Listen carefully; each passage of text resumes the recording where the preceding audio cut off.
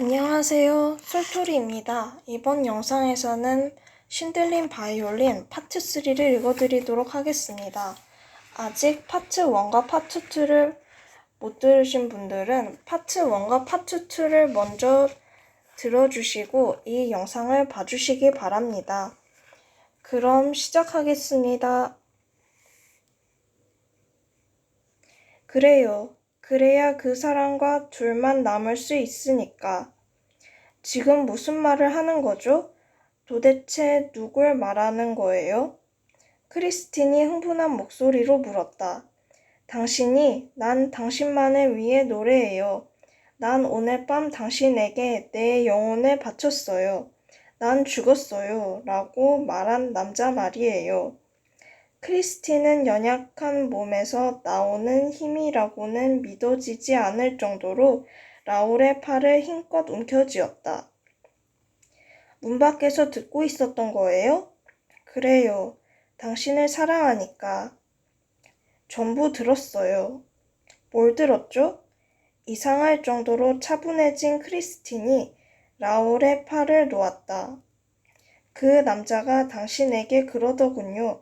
크리스틴, 당신은 날 사랑해야 돼, 라고.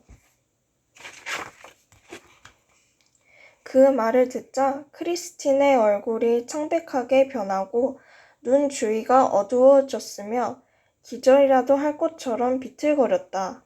라울이 두 팔을 벌리고 앞으로 다가갔지만 크리스틴은 쓰러질 뻔한 몸을 겨우 추스르고 낮은 목소리로 말했다.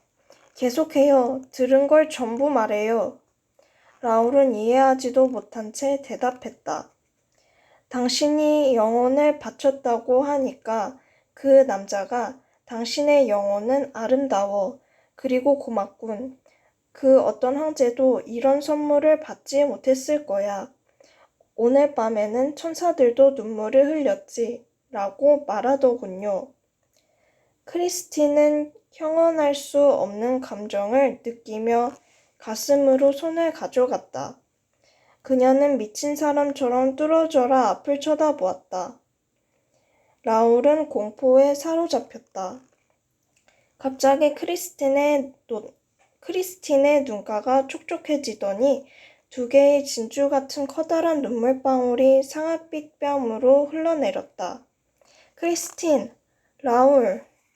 라울은 그녀를 안으려고 했지만 그녀는 혼란에 휩싸인 채 달아나 버렸다. 크리스틴이 방문을 잠그고 있는 동안 라울은 도무지 어떻게 해야 할지 알 수 없었다. 그는 아침 식사도 건너뛰었다. 몹시 걱정이 되었고 달콤한 시간을 보내리라는 기대와 달리 그녀와 함께 있지도 못한 채 시간만 흘러가는 것이 원통했다. 크리스틴은 두 사람의 추억이 가득한 이곳을 왜 그와 함께 거닐지 않으려는 걸까? 라울은 그녀가 그날 아침 아버지의 영혼을 위로하기 위해 미사에 참석했고 조그만 성당과 아버지의 무덤에서 오랫동안 기도했다는 말을 들었다. 그렇다면 페루에서 할 일은 끝난 셈인데 왜 파리로 돌아가지 않는 걸까? 라울은 풀이 죽은 채 성당에 있는 묘지까지 걸어갔다. 묘지에는 그뿐이었다. 묘비명을 읽으며 걷다가 성당 동쪽 끝으로 들어서자 하얀 땅바닥 곳곳에 놓인 꽃이 보였다. 아침의 눈 속에서 핀 붉은 장미가 주변에 가득한 죽음 속에서 어렴풋하게 생명의 기운을 드러냈다. 주변에는 공간이 모자라 밖으로 내던져진 해골들도 여기저기 보였는데 수백 개의 해골들은 철조망으로만 막은 채 성당 벽 쪽에 쌓아두어 훤히 들여다 보일 만큼 방치되어 있었다. 해골은 벽돌처럼 여러 줄로 정렬되어 그 위에 성구실 벽을 쌓아 올린 것처럼 보였다. 납골당 한가운데에 선구실 문이 열려있는 모습은 보르타뉴 지방의 성당에서 흔히 볼 수 있는 광경이었다. 라울은 크리스틴을 위해 기도했다. 그러나 왠지 해골들이 자신을 조롱하는 것 같은 으스스한 느낌이 들어 서둘러 비탈길을 올라갔다. 그리고 바다가 내려다 보이는 황야 가장자리에 앉았다. 저녁이 되면서 바람이 불어왔다. 얼음처럼 차가운 어둠이 내려왔지만 추위가 느껴지지 않았다. 그는 문득 그곳이 어린 시절 크리스틴과 함께 달들 무렵 난쟁이 요정들이 춤추는 모습을 보기 위해 오던 장소였다는 기억이 났다. 그는 시력이 좋은데도 요정을 한 번도 보지 못했지만 크리스틴은 약간 근시였는데도 많이 본 척했다. 그 생각을 떠올리면서 미소 짓다가 깜짝 놀랐다. 뒤에서 갑자기 이렇게 말하는 목소리가 들려왔기 때문이다. 오늘 밤에 요정들이 올 거라고 생각하나요? 크리스틴이었다. 라울은 뭐라고 말하려고 했지만 그녀가 장갑 낀 손을 그의 입에 가져갔다. 잘 들어요, 라울. 당신에게 중요한 이야기를 할 테니까요. 정말로 중요한 이야기예요. 음악 천사 기억해요? 물론 기억해요. 당신의 아버지가 처음 그 이야기를 해준 곳이 여기였을 거예요. 그래요. 아빠가 내가 천국에 가면 음악 천사를 보내주마 라고 한 곳도 여기였어요. 라울, 아버지는 지금 천국에 계세요. 음악 천사가 나에게 왔으니까요. 당연히 그럴 거라고 생각해요. 라울이 엄숙한 목소리로 말했다. 그녀는 지난번 공연에서 대성공을 거둔 것과 아버지의 기억을 연결시켜 생각하는 것 같았다. 크리스틴은 라울의 담담한 모습에 다소 놀란 듯 했다. 그걸 어떻게 알았어요? 그녀는 이렇게 물으면서 창백한 얼굴로 바짝 다가섰다. 그는 그녀가 자신에게 키스하려고 한다고 생각했다. 하지만 그녀는 어둠 속에서 그의 눈빛을 읽으려고 했을 뿐이었다. 난 알았어요. 기적이 아니고서야 그날 밤 당신처럼 노래할 수 없었을 테니까. 교수한테 배울 수 있는 것도 아니었어요. 당신은 음악 천사를 만난 거예요, 크리스틴. 맞아요. 내 분장실에서 만났어요. 음악 천사는 날마다 내 분장실로 와서 레슨을 해줘요. 분장실에서요? 라울이 영문을 모르겠다는 듯 그녀의 말을 되풀이했다. 그래요. 난 거기에서 음악 천사의 목소리를 들었어요. 나만 들은 게 아니에요. 당신 듣고 누가 또? 바로 당신. 나라고요? 내가 음악 천사의 목소리를 들었단 말인가요? 그래요. 당신이 문 밖에서 엿들었던 날 저녁 나한테 말한 게 음악 천사였어요. 당신은 날 사랑해야 돼 라고 말한 게 바로 음악 천사였다고요. 하지만 난 나 혼자만 그 목소리를 듣고 있다고 생각했어요. 그런데 오늘 아침에 당신도 그 목소리를 들었다고 하니 내가 얼마나 놀랐겠어요.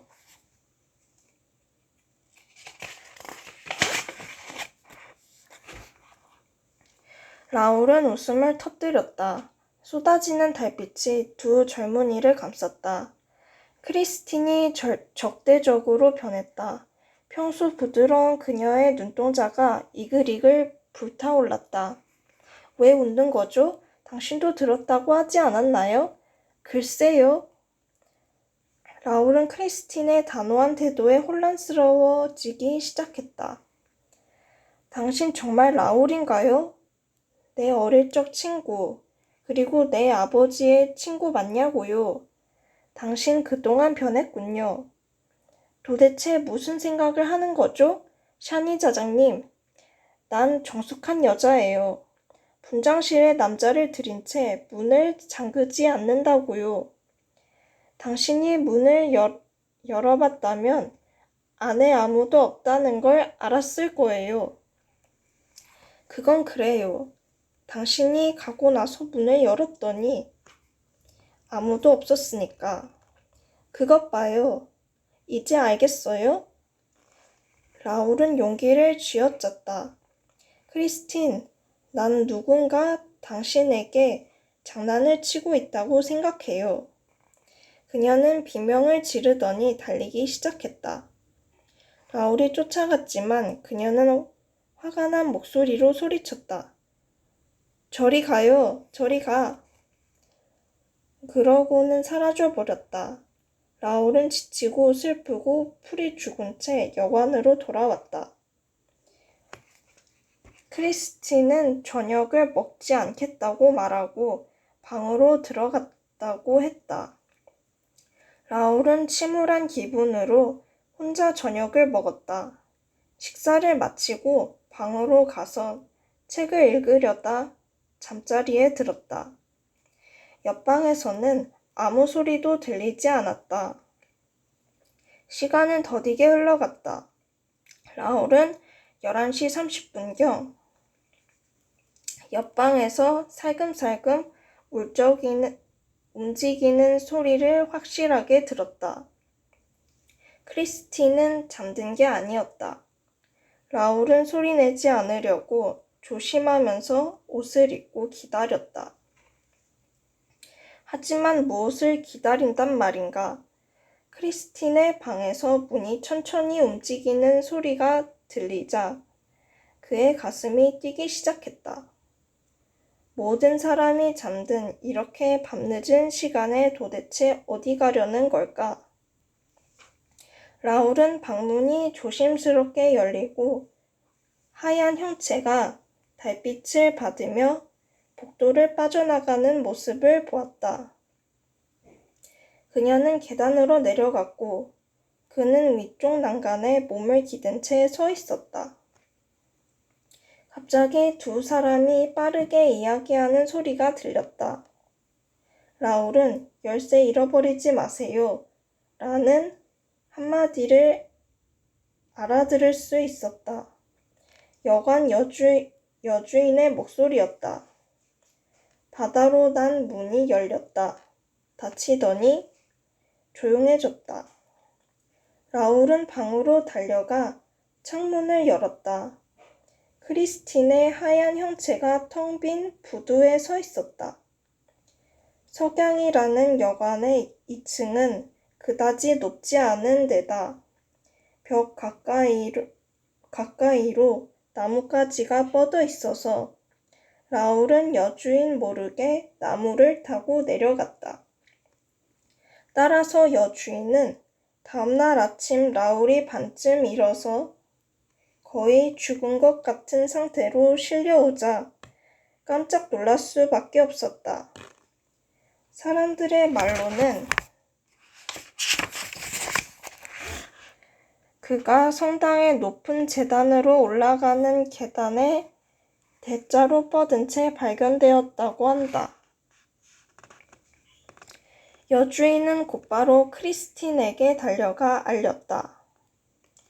크리스틴은 서둘러 내려와 여주인의 도움으로 그를 살리기 위해 최선을 다했다. 곧 눈을 뜬 그는 자신을 내려다보는 크리스틴의 아름다운 얼굴을 보고 기운을 차렸다. 몇 주 후 오페라 하우스에서 발생한 참사로 경찰의 수사가 이루어졌을 때 미프루아 경찰서장은 페루에서 일어난 사건에 관해 샤니 자작을 신문했다. 150쪽에 달하는 공식 보고서에는 다음과 같은 질문과 대답이 포함되었다. 질문: 다의 양은 당신이 나무를 타고 길가로 내려오는 것을 보지 못했습니까? 대답: 보지 못했습니다. 내가 그녀의 뒤로 걸어갈 때 발자국 소리를 죽이는 것은 별로 어렵지 않았습니다. 사실 그녀가 빨리 뒤돌아서 나를 보았으면 했습니다. 그런 식으로 그녀를 따라가 염탐한 것은 변명의 여지가 없는 비신사적인 행동이라는 사실을 잘 알고 있었습니다. 하지만 그녀는 내 기척을 느끼지 못한 듯 내가 그 자리에 없는 것처럼 행동하더군요. 조용히 부두를 떠나는가 싶더니 갑자기 길 위쪽으로 걸어갔습니다. 성당 시계가 자정 15분 전을 알렸는데 그래서 다급해진 모양이었습니다. 성당에 도착할 때까지 계속 뛰어갔으니까요. 질문: 문이 열려 있었습니까? 대답: 네, 나는 놀랐는데 다의 양은 그렇지 않은 것 같았습니다. 질문: 성당 묘지에 누가 있었습니까? 대답: 아무도 보지 못했습니다. 누가 있었더라면 봤을 겁니다. 하얗게 쌓인 눈에 달빛이 비치고 있어서 밤이지만 무척 밝았으니까요. 질문: 묘비 뒤에 누가 숨었을 가능성은 없었습니까? 대답: 없습니다. 작고 초라한 비석인데다 눈에 파묻혀 있어서 겨우 십자가만 땅 위로 튀어나온 상태였습니다. 그림자라고는 십자가와 우리 두 사람뿐이었습니다. 성당 건물이 무척 도드라져 보였지요. 그렇게 밝은 밤은 처음이었어요. 맑고 추운 날이어서 시야가 환했습니다. 질문: 당신은 미신을 믿습니까? 대답: 아니요, 나는 가톨릭 신자입니다. 질문: 당시 정신 상태는 어땠습니까? 대답: 확실하게 말하건대 멀쩡하고 평온했습니다. 다의 양이 야심한 시간에 보인 이상한 행동 때문에 처음에는 걱정이 되었지만 성당 묘지로 가는 모습을 보고는 아버지의 묘비에서 기도를 하려나 보다 생각했습니다. 자연스러운 행동이었기 때문에 겨우 안심이 되었습니다. 그런데 내가 뒤에서 걸어오는 걸 그녀가 모른다는 사실이 놀라웠습니다. 눈을 밟는 소리가 꽤 크게 났거든요. 하지만 다의 양이 아버지에게 기도할 생각에 몰두하고 있어서 그런 거라고 생각하고는 그녀를 방해하지 않기로 했습니다. 그녀는 아버지의 묘비 앞에 무릎을 꿇고 십자성호를 긋고 기도를 했습니다. 바로 그 순간 자정이 되었지요. 마지막 종소리가 울리자 다의 양은 하늘을 올려다보더니 무아지경에 빠진 것처럼 양팔을 뻗었습니다. 나는 그녀가 왜 그러는지 궁금해하면서 고개를 들었습니다.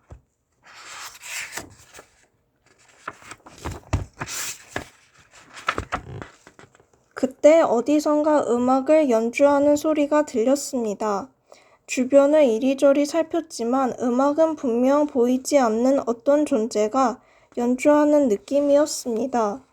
크리스틴과 나는 그 곡을 알고 있었어요. 우리가 어릴 때 들었던 곡이었습니다. 하지만 그렇게 훌륭한 연주는 처음이었어요. 크리스틴의 아버지도 그렇게까지는 하지 못했어요. 나는 크리스틴이 말해준 음악천사 이야기가 기억났습니다. 그 곡은 크리스틴의 아버지가 울적할 때마다 우리에게 연주해준 라자로의 부활이었어요. 크리스틴이 말해준 대로 음악 천사가 정말 있다면 그날 밤 크리스틴 아버지의 바이올린으로 최상의 연주를 한 것이었습니다. 연주가 끝나자 뼈 무더기에서 무슨 소리가 들린 것 같았습니다. 마치 낄낄거리는 소리처럼 들려서 몸이 떨렸습니다. 질문: 누군가 뼈 무더기 뒤에 숨어서 바이올린을 연주했다는 생각은 하지 않았습니까? 그렇게 생각했기 때문에 다혜 양이 자리에서 일어나 천천히 문으로 걸어갈 때 따라가지 않았습니다. 그녀는 깊은 생각에 잠겨서 나를 보지 못했습니다. 질문: 그렇다면 당신은 어째서 다음날 아침에 높은 재단의 계단에 누워 반쯤 죽은 채로 발견된 것입니까? 대답: 해골 하나가 내 발 아래로 굴러왔습니다. 그러더니 또 하나 굴러왔습니다. 마치 귀신들이 볼링을 치고 내가 핀이 된 것처럼 된 느낌이었습니다.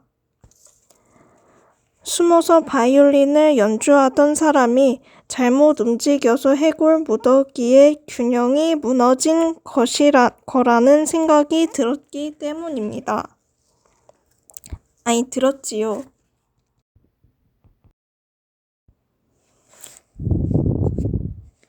성구실 벽을 따라 어떤 그림자가 미끄러지듯 움직이는 모습을 보고 확신이 들었습니다. 나는 그림자를 따라 달려갔습니다. 그림자는 벌써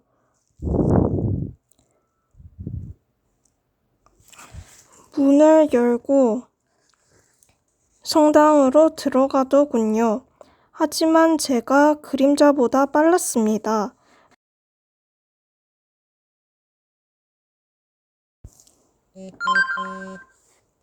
그림자의 망토자락을 붙잡았거든요. 그 순간 우리는 높은 제단 앞쪽에 있었습니다. 스테인드 글라스 창문을 통해 달빛이 우리를 곧장 비추었습니다. 내가 옷자락을 놓지 않자 그림자가 돌아섰습니다. 끔찍한 해골이 보였습니다. 불타는 듯한 두 개의 눈이 나를 노려보고 있었습니다. 마치 눈앞에서 사탄을 보는 것 같았습니다. 도저히 이 세상 사람 같지 않은 그 모습에 나는 마음이 무너져 내렸고 용기도 사라졌습니다. 그 후부터 석양여관에서 그 의식이 돌아오기 전까지의 일은 전혀 기억나지 않습니다. 지금까지 들어주셔서 감사합니다. 다음 챕터도 기대해주세요. 그럼 안녕히 계세요.